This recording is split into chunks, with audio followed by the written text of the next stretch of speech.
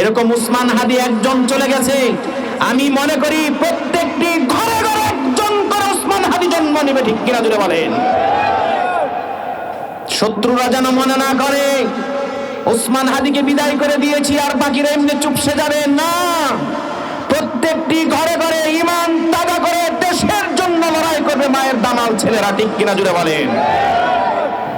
সকলের হৃদয়ের ভিতরে জায়গা করে নিয়েছে, কারণ আমার আর আপনার যত দুঃখ দুর্দশা, আমাদেরকে বন্দি, আমাদেরকে গোলামি যে জিঞ্জির পরানোর ব্যবস্থা যারা করেছিল, তাদের বিরুদ্ধে যখন হুঙ্কার দিয়ে এই জিঞ্জিরগুলো খুলে আমাদেরকে যখন মুক্ত করেছে, সেই সময় শত্রুরা টের পেয়েছে এ যদি বেঁচে থাকে তাহলে এ দেশে লুটতরাজা দুর্নীতিবাজেরা এই দেশে কখনো জায়গা পাবে না, এজন্য তাকে শেষ করে দাও।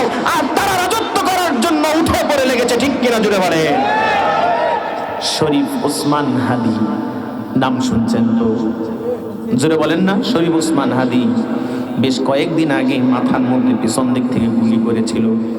আল্লাহর এক ওলি, আল্লাহর ওলি গুলি করছিল ওসমান হাদির মাথার মধ্যে। আজকে রাত 9:40-45 সময় দুনিয়া থেকে বিদায় নিয়ে গেছেন। ইন্না লিল্লাহি ওয়া ইন্না ইলাইহি রাজিউন। যখন শুনছিলাম যে উসমান হাদি আর নাই, যখন গুলি তার ব্রেন সেট করে বের হয়ে গেছে, ডাক্তারি বড় বড় ডাক্তারদের কথা শুনছিলাম, তারা বলছে আমাদের চিকিৎসা মেডিকেলের রিপোর্ট অনুযায়ী সে আর নাই, যতটুকুন আছে এটা পরিপূর্ণ আল্লাহ পাকের রহমতের উসিলায় বেঁচে আছে। হয়তো বাংলাদেশের আপামর জনসাধারণ, ওলামা একরাম, জনসাধারণ, জনগণ চোখের পানি ফেলে তার জন্য কেঁদেছে।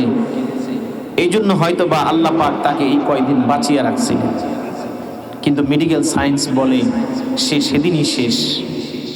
বলেন তো, ওসমান হাদির মতন একজন ন্যায়নিষ্ঠা যুবক, সাহসী একজন যুবক, এদেশের মানচিত্রে লাল সবুজের পতাকাকে উত্তোলন করে তোলার জন্য, ভারতের আধিপত্য থেকে বাংলাদেশকে বাঁচানোর জন্য, কারো গোলামির থেকে বাংলাদেশকে মুক্ত করার জন্য, এদেশকে স্বাধীনতার পরিপূর্ণ স্বাধীন দেওয়ার জন্য এই ছেলেটি মাঠে ময়দানে লড়াই করেছে।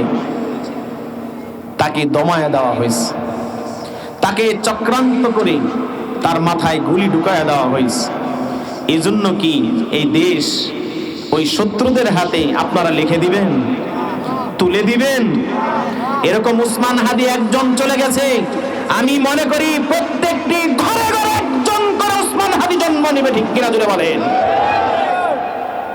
শত্রুরা যেন মনে না করে উসমান হাদিকে বিদায় করে দিয়েছি আর বাকিরা এমনি চুপসে যাবে না।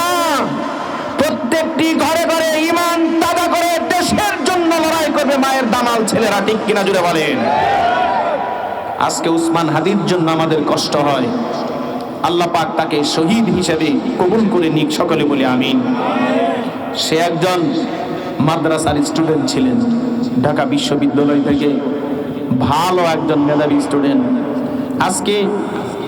আজকে তার জন্য এখানে কথা বলি। সে এমন কেউ ছিল না, কিন্তু সে সকলের হৃদয়ের ভিতরে জায়গা করে নিয়েছে, সকলের হৃদয়ের ভিতরে জায়গা করে নিয়েছে। কারণ আমার আর আপনার যত দুঃখ দুর্দশা, আমাদেরকে বন্দি, আমাদেরকে গোলামি যে জিঞ্জির পরানোর ব্যবস্থা যারা করেছিল, তাদের বিরুদ্ধে যখন হুঙ্কার দিয়ে এই জিঞ্জিরগুলো খুলে আমাদেরকে যখন মুক্ত করেছে, সেই সময় শত্রুরা টের পেয়েছে এ যদি বেঁচে থাকে তাহলে এ দেশে লুটতরাজা দুর্নীতিবাজেরা এই দেশে কখনো জায়গা পাবে না, এজন্য তাকে শেষ করে দাও। আর তারা রাজত্ব করার জন্য উঠে পড়ে লেগেছে, ঠিক কিনা জুড়ে বলে। কিন্তু আপনার আর আমার মধ্যে যদি ঈমানি চেতনা থাকে, তাহলে এই ধরনের দুর্নীতি আর লুটতরাজকে আমরা কখনোই নেতা হিসাবে দেখতে চাই না। আওয়াজটা বলেন, ঠিক কিনা? আমরা আমাদের ভোটটা একজন যোগ্য মানুষ, একজন যোগ্য সৎ ন্যায়নিষ্ঠা মানুষের পক্ষে দিতে চাই, ঠিক কিনা?